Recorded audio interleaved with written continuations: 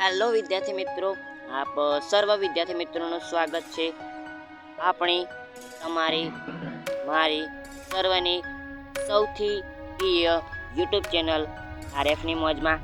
જો તમે ચેનલ પર પહેલી વાર પધાર્યા હોય તો તમને એક જ વિનંતી છે કે ચેનલને સબસ્ક્રાઈબ ના કરતા, લાઈક પણ ના કરતા, પણ ખાલી આ વિડીયોને તમારા એક મિત્ર સાથે શેર કરી દેજો અને માત્ર ને માત્ર ખાલી 2 મિનિટ માટે વિડીયો જોજો. 2 મિનિટથી વધારે તમારે વિડીયો જુઓ કે ન જુઓ એ તમારો ફેસલો, પણ ખાલી 2 મિનિટ જોઈ લેજો. તો ચાલો શરૂ કરીએ. ધોરણ 6 વિજ્ઞાન 2/3/2024 શનિવારના રોજ એકમ કસોટી જે લેવાની છે તેનું સંપૂર્ણ સોલ્યુશન કરીશું. તે માટેના પ્રશ્નપત્રનું સોલ્યુશન કરીશું. તો ચાલો શરૂ કરીએ વિડીયો. અને પહેલો જ પ્રશ્ન છે, નીચેની ખાલી જગ્યા પૂરો. ચુંબક, કૃત્રિમ ચુંબક, ખાલી જગ્યા અને ખાલી જગ્યા જેવા વિવિધ આકારમાં બનાવવામાં આવે છે. ચુંબક લંબઘન પટ્ટી, નળાકાર અને યુ જેવા વિવિધ આકારોમાં બનાવવામાં આવે છે. બીજું છે, જે પદાર્થો ચુંબક તરફ આકર્ષાય છે તેને ખાલી જગ્યા કહે છે. મિત્રો જવાબ આવશે ચુંબકીય પદાર્થ કહે છે. શું કહે છે? ચુંબકીય પદાર્થ કહે છે. ત્રીજું છે, કાગળ એક ખાલી જગ્યા પદાર્થ નથી. તો કાગળ એ ચુંબકીય પદાર્થ નથી. ઓકે, આગળ જોઈએ તો જૂના જમાનામાં નાવિકો દિશા જાણવા માટે ખાલી જગ્યાના ટુકડાને લટકાવતા હતા. તો ચુંબકના ટુકડાને લટકાવતા હતા. ચુંબકને હંમેશા 2 ધ્રુવો હોય છે. કેટલા? 2 ધ્રુવો. ઓકે, આગળ જોઈએ તો ખરા કે ખોટા ઠીક કરવાના છે. નળાકાર ચુંબકને એક જ ધ્રુવ હોય છે.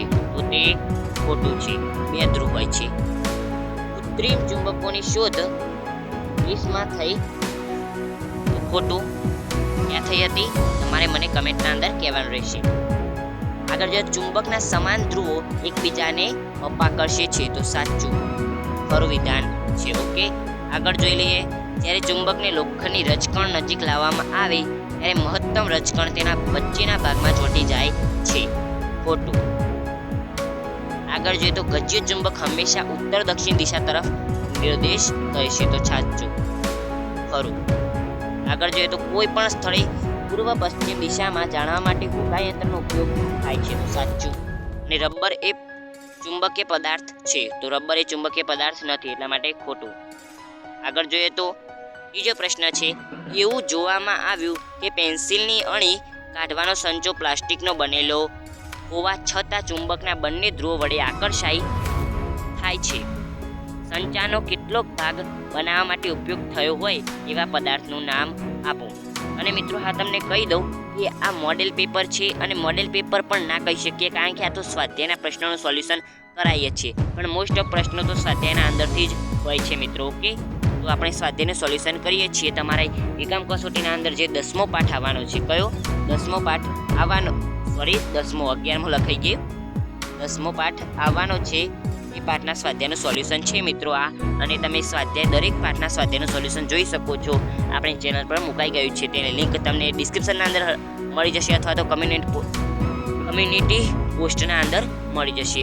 ત્યાં તમને બધા જ વિડીયો મળતા રહેશે. તો મિત્રો તમને એવું લાગે કે કંઈક મારા ઉપયોગ માટે ચેનલ છે, કોઈક યુઝફુલ થાય તેવી ચેનલ છે, તો મિત્રો વધારે કશું નથી માગતું, ખાલી એક સબસ્ક્રાઈબ કરી દેજો, જેથી તમને પણ બધી જ ઇન્ફોર્મેશન મળતી રહે કે શું શું આવે છે એકમ કસોટીના અંદર. એકમ કસોટી કેવી હોય, કેવા પ્રશ્નો આવે, પછી દ્વિતીય પરીક્ષાના પ્રશ્નપત્રો પણ આપણે મૂકીશું તેના સોલ્યુશન સાથે. અને તે પણ તમે ફ્રીના અંદર મેળવી શકો છો. આપણા વોટ્સઅપ ગ્રુપના અંદર જોડાય અને ટેલિગ્રામ ગ્રુપના અંદર જોડાય. તો ઓકે, આગળ જોઈએ તો એનો જવાબ જોઈ લે તો શાર્પનર એટલે કે સંચામાં પેન્સિલ છોલવા માટે બ્લેડ આવેલી હોય છે. ઓકે, તમને સમજી. જે લોખંડની બનેલી હોય છે, બ્લેડ આવેલી હોય છે જે લોખંડની બનેલી હોય છે. લોખંડ એ ચુંબક વડે આકર્ષાતો પદાર્થ છે. તેથી શાર્પનર પ્લાસ્ટિકનો બનેલો હોવા છતાં તેમાં રહેલ લોખંડની બ્લેડને લીધે તે ચુંબક આકર્ષાય છે. આગળ જોઈએ તો પ્રશ્ન નંબર 4 છે, કોલમ 1માં ચુંબકના એક ધ્રુવને બીજા ચુંબકના કયા ધ્રુવ નજીક રાખેલો છે તે જણાવી વિવિધ સ્થિતિઓમાં દર્શાવી છે. કોલમ આ પરિસ્થિતિમાં પરિણામી ફેરફારને દર્શાવે છે. ખાલી જગ્યા કોલમ 1 છે, કોલમ 2 છે. N તો અપાકર્ષણ, NS તો આકર્ષણ, આગળ SN તો આકર્ષણ અને એસ તો અપાકર્ષણ. આગળ જોઈ લઈએ આપણે. પ્રશ્ન નંબર 5 છે ચુંબકના કોઈ પણ બે ગુણધર્મો લખો તો બે ચુંબકના વિરુદ્ધ ધ્રુવો એકબીજાને નજીક લાવતા તે એકબીજાને આકર્ષે છે. સમાન ધ્રુવો એકબીજાની નજીક લાવતા તે એકબીજાને અપાકર્ષે છે. ચુંબકને મુક્ત રીતે લટકાવતા તે ઉત્તર દક્ષિણ દિશામાં સ્થિર થાય છે. આગળ જોઈએ તો છઠ્ઠો પ્રશ્ન છે ગજ્યા ચુંબકના ધ્રુવો ક્યાં આવેલા છે? તો ગજ્યા ચુંબકના આકાર લંબઘન પટ્ટી જેવો હોય છે. તેના ચુંબકીય ધ્રુવો ચુંબકના બંને છેડાઓ હોય છે. આગળ જોઈએ તો સાતમો, એક ગજ્યા ચુંબકને ધ્રુવ દર્શાવતી કોઈ જ નિશાની નથી, તો તમે તેના કયા છેડા પાસે ઉત્તર ધ્રુવ છે તે કઈ રીતે જાણશો?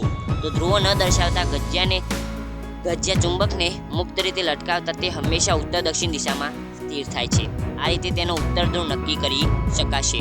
અન્ય ધ્રુવો દક્ષિણ દર્શાવેલા ગજ્યા ચુંબકની મદદથી પણ તેનો ઉત્તર ધ્રુવ પણ કયા છેડા તરફ છે તે નક્કી કરી શકાય છે.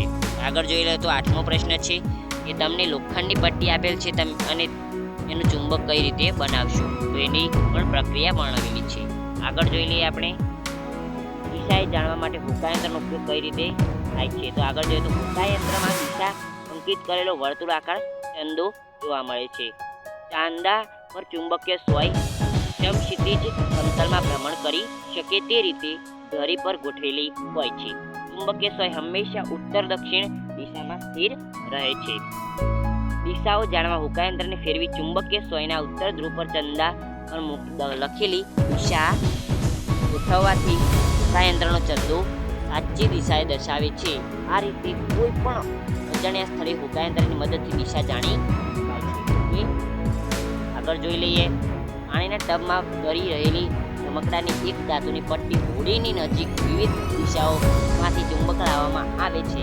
તેના પર થતી અસરની કોલમ A માં દર્શાવે છે. આ અસર માટે શક્ય કારણોને કોલમ 2 માં દર્શાવે છે. કોલમ A અને 2 ના વિધાનોના યોગ્ય રીતે જોડો. તો મિત્રો આ પ્રશ્ન તમારી ચોપડીના અંદર હશે અને તે તમે જાતે સ્વયં પ્રયાસ કરવાનો છે કે જાતે પ્રયત્ન કરીને સોલ્વ કરવાનો છે. ઓકે મિત્રો આની સાથે આ સ્વાધ્યાય હતું અને સ્વાધ્યાયના પ્રશ્નોનું સોલ્યુશન કરી દીધું જે તમને આવનારી એકમ કસોટીના અંદર ઉપયોગી નીવડશે. તો આશા કરું છું કે તમને વિડીયો ગમ્યો હોય તો ચેનલને સબસ્ક્રાઈબ ના કરતા, લાઈક પણ ના કરતા, ખાલી તમારા એક મિત્ર સાથે વિડીયોને શેર અવશ્યથી કરી દેજો. ઓકે મિત્રો, આવજો, તાતા, ગુડ બાય, ટેક કેર.